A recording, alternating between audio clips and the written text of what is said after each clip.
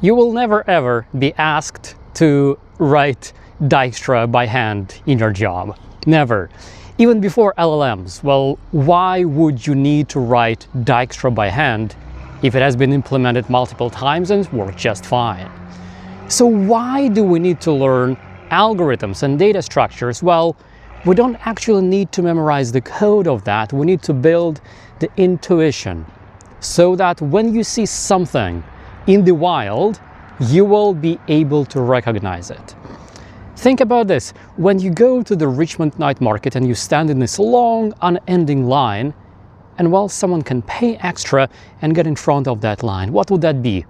That's priority queue, right? When you share a room, share an apartment with your roommates and you share a fridge, well, what would that be? That would be memory allocation and garbage collection, quite literally. So you need to see algorithms and data structures hiding in those places.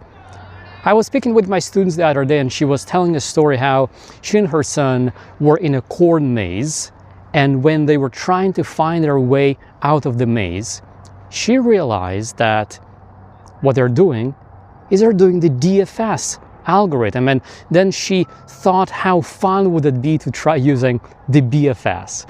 Think about this for a moment, that's really fun.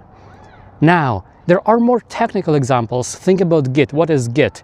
A Git history is an acyclic graph, so you can use all kinds of graph algorithms to actually work with the Git history. And now you're not thinking about this as the user of Git. You're thinking about this as the engineer who will need to build, design, and architect systems.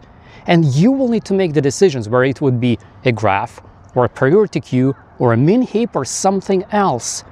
So when you go to the Richmond night market next time, think about this. Think about what's happening around you. Think about the world, and you will start recognizing, okay, here is a graph. Here is bubble sort. Here is a heap.